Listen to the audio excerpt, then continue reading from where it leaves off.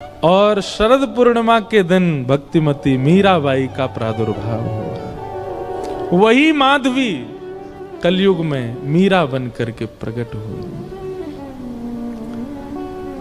मीराबाई का वास्तविक नाम मीरा नहीं है, मिहिरा, मिहिरा नाम है। जैसे नरसिंह मेहता जी का वास्तविक नाम नृसिंहराम मेहता, ऐसे ही मीराबाई का मूल नाम मिहिरा है। जन्म हुआ राव दूधा जी के कुलीन परिवार में। बाल्यकाल से ही मीराबाई का स्वरूप स्वभाव अन्य बालकों से बिल्कुल भिन्न है। बहुत शांत प्रशांत स्वभाव की हैं। एक चंचल बालक की तरह ऐसी चंचलता, चपलता, चतुरता नहीं है उनके चित्त में। बहुत सरल, छोटी सी बात पर रीझ जाने वाली, मान जाने वाली, प्रसन्न हो जाने वाली मीरा है।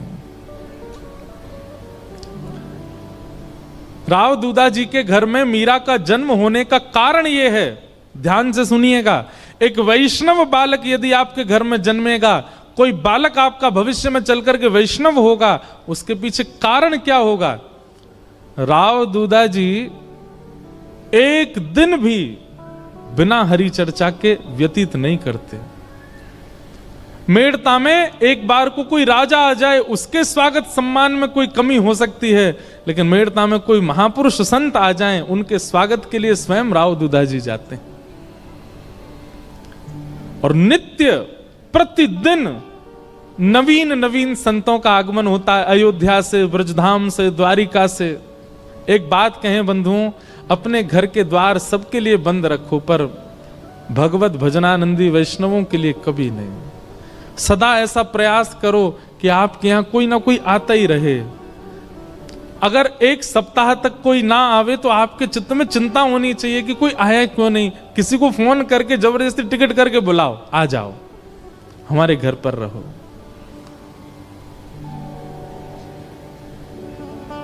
उनके भजन के जीवाणु घर में होते हैं, उसी से ही बालकों में भक्ति भाव प्रकट होता है। मीरा को ऐसे ही नहीं भेज दिया है राव दूधा जी के यहां, क्योंकि उनके यहां नित्य सत्संग होता है। वर्षों से, मीरा के जन्म से पहले से ही नियम है सत्संग का। धीरे धीरे मीराबाई बड़ी होने लगी, कथाएं सुनती हैं। जोशी जी कथा सुनाने के लिए आते हैं, मीराबाई सुनकर के प्रसन्न हो जाती हैं। प्रश्न पूछती हैं, ऐसे ऐसे प्रश्न पूछती हैं कि जोशी जी ही स्तब्ध हो जाते हैं। मीराबाई का स्वभाव ऐसा बताया गया कि कोई पूछता कि आप कौन हो, तो मीराबाई अपना परिचय ऐसा नहीं देती कि मेड़ता नरेश महाराज राव दूधा जी की मैं पौत्री हूं, बल्कि अपना परिचय ऐसे देती हैं, परम गौभक्त संत सेवी, परम सत्संगी श्री ठाकुर जी राधा माधव की नित्य लीला, नित्य सेवा में प्रवीण श्री राव दूधा जी की मैं पौत्री हूं। वो कभी ऐसा परिचय नहीं देती हैं कि इतने बड़े राजा घराने की मैं पुत्री। ये गुण भागवत में लिखा है कि परम भागवत कभी भी अपने उच्च कुल, अपनी जात, अपनी आदि आदि के प्रभाव में नहीं रहता। मीराबाई ऐसी।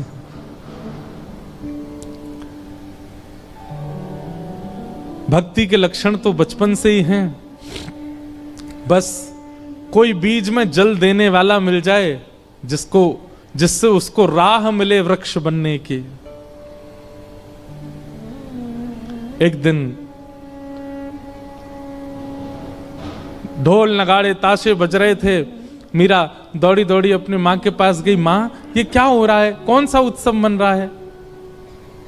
तब मां ने कहा, मीरा ये बारात जा रही है, एक लाली का ब्याह हो रहा है, उसका पति जा रहा है अपने परिवार के साथ नाचता गाता हुआ, ब्याह करके उसको अपने घर ले जाएगा।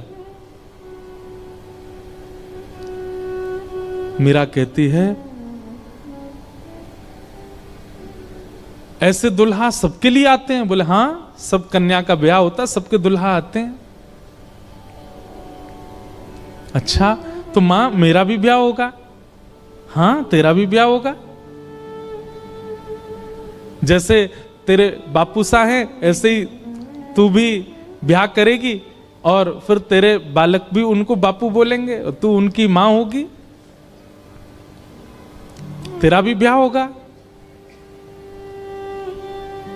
मीरा सोच में है और कहती है मेरे बींद कौन होंगे, फिर मेरा ब्याह किससे होगा, कौन होंगे मेरे बींद।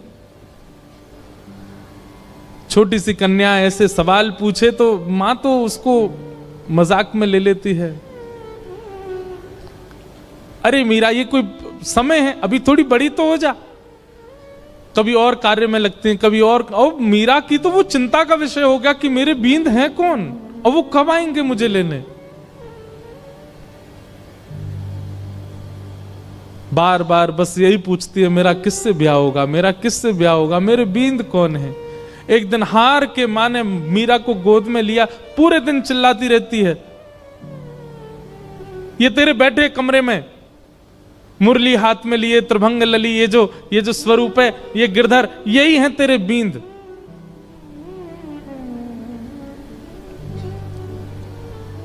स्वरूप देखा ठाकुर जी का और मां ने कह दिया यही है तेरे बींद, तो मीरा के चित्त में ऐसा विश्वास प्रगाढ़ हो गया कि यही है मेरे बींद और कोई नहीं है। अब तो मीरा की स्थिति ऐसी हो गई, वो कक्ष में जब जाती है तो ठाकुर जी की ओर भी बहुत झुकी हुई नजरों से देखती है, ज्यादा मतलब व्यवहार ऐसा करने लगी कि मानो सच में ही ये उसके बींद हैं।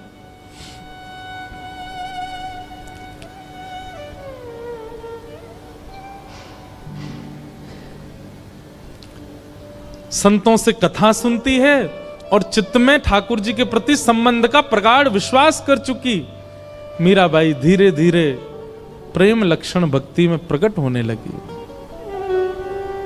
एक दिन एक संत का आगमन हुआ और वे अपने प्रवचन के समय अपने बगल में ही अपने गिरधर गोपाल को विराजमान करके प्रवचन कर रहे थे और छोटी सी मीरा, उनको एक ही चीज की प्रतीक्षा होती थी पूरे दिन की मां मुझे सत्संग में लेके कब जाएगी। और जैसे ही मीराबाई पहुंची, छोटी सी मीरा कथा सुनते सुनते दृष्टि पड़ी बगल में बैठे हुए गिरधर स्वरूप पर, वो गिरधर गोपाल पर। अपलक नेत्रों से केवल ना प्रवचन सुन रही है ना महाराज जी को देख रही है, वो तो उनके ठाकुर जी को अपलक नेत्रों से देख रही है और बीच बीच में मानो जैसे नेत्रबंद हो जाते हैं और उसको कुछ ब्रजमंडल जैसा दिखने लगता है। उसको कभी कभी वर्षा दिखती है, कभी कभी गिरिराज जी धारण करके ठाकुर जी खड़े हैं और एक गोपी चरण से लिपट करके रो रही है। ऐसा दृश्य उसके चित्त में आने लगा, मानो अपने पूर्व जन्म की स्मृतियां चित्त में प्रकट होने लगी।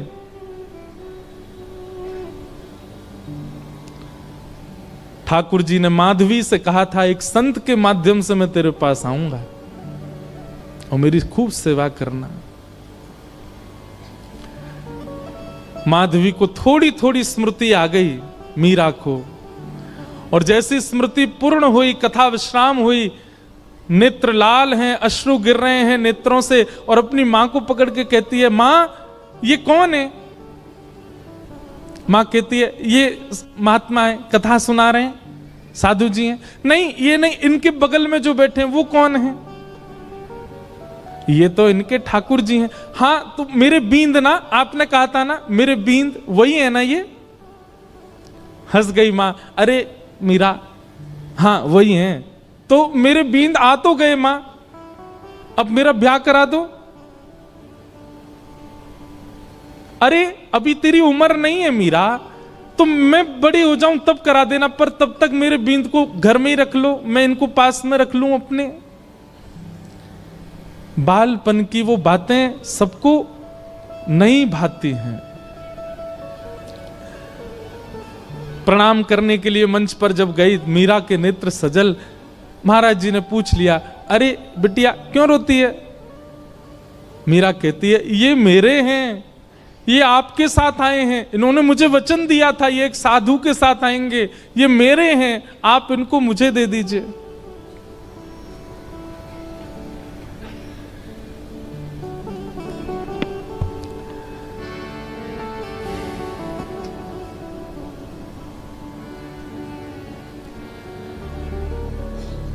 ये मेरे हैं।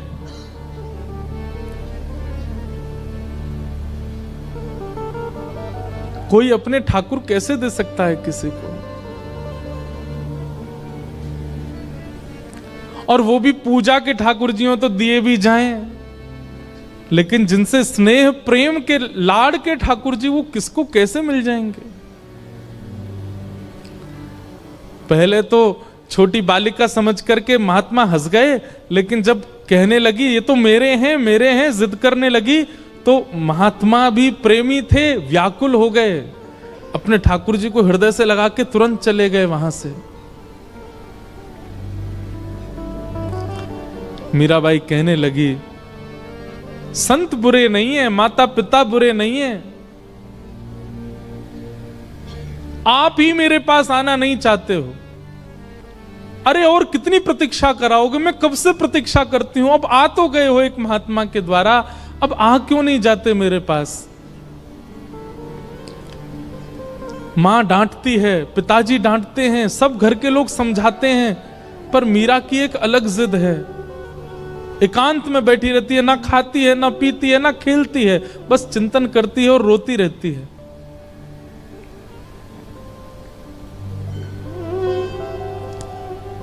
प्रतिज्ञा ले ली, मैं अन्न नहीं खाऊंगी। अब मैं प्रयास नहीं करूंगी कि आप आओ मेरे पास, मैं प्रयास नहीं करूंगी कि मैं आपको लाऊं, आपको खुद आना पड़ेगा, मेरी प्रतीक्षा बहुत हो चुकी है।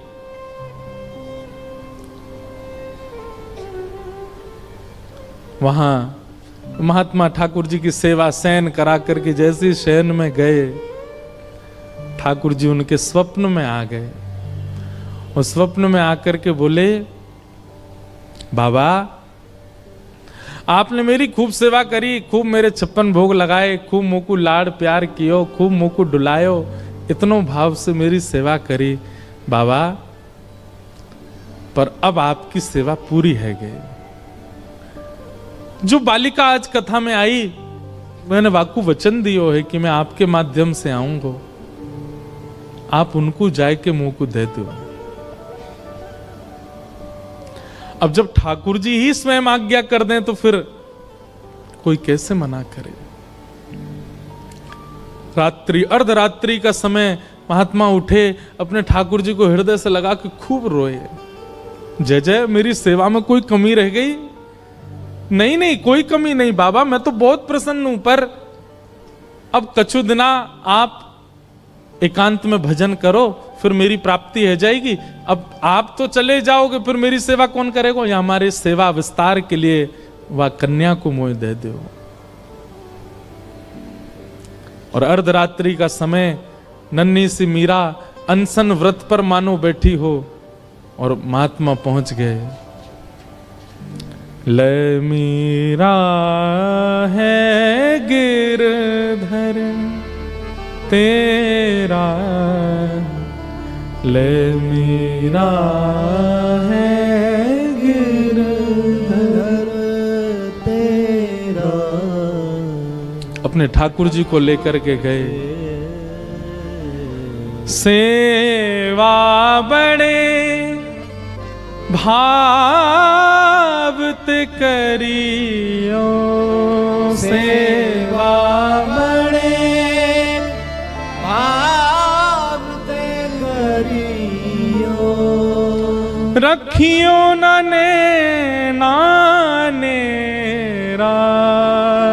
हो, रखियो ने नानेरा, बेटी ले मीरा है गिरधर तेरा, ले मीरा ने गिरधर तेरा। मीरा के चित्त में पीड़ा भी हो रही है और वो नाच भी रही है। नाच इसलिए रही है कि आज मानो जैसे वर्षों और युगों का विरह समाप्त होगा, पर पीड़ा इस बात की है कि मैं एक वैष्णव की सेवा ले रही हूं। उन महात्मा के नेत्रों के आंसू मीरा को बहुत ये एक वैष्णव का स्वरूप हो जाता है। वो स्वयं पीड़ा में रहना मंजूर रखता है, पर अन्य किसी वैष्णव की पीड़ा देख नहीं पाता।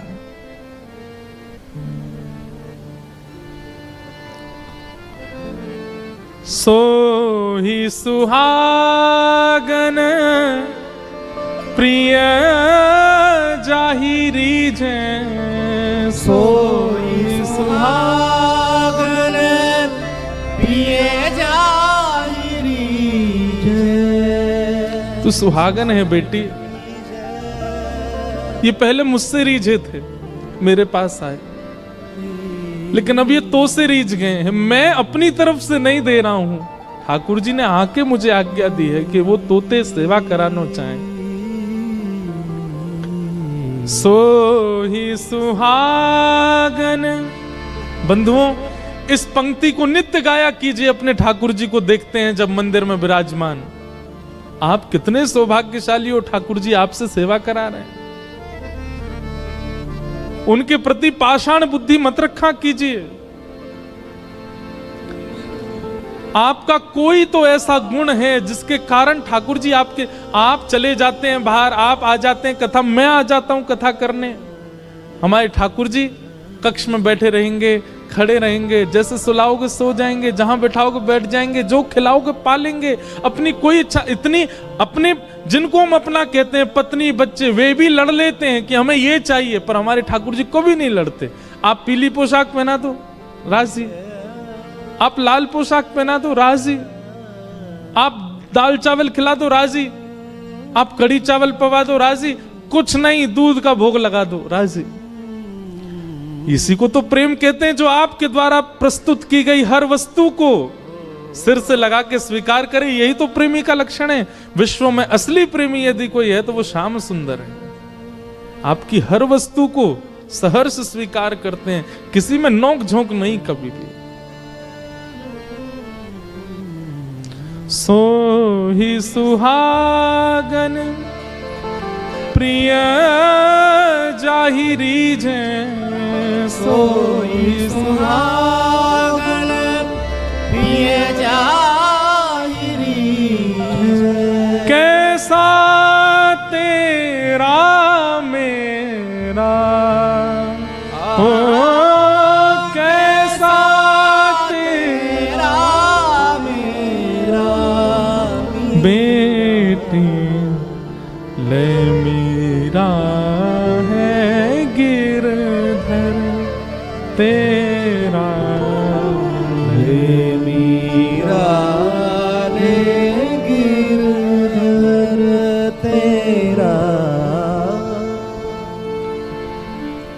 मीराबाई को ठाकुर जी दे दिए हैं।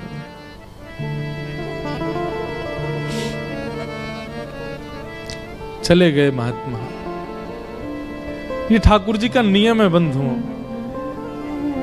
एक को संयोग देते हैं तो जिसको संयोग दे रहे हैं मानो किसी को वियोग देके आए, और जिसको संयोग दिया है वो तैयार रहे, एक दिन वियोग मिलेगा।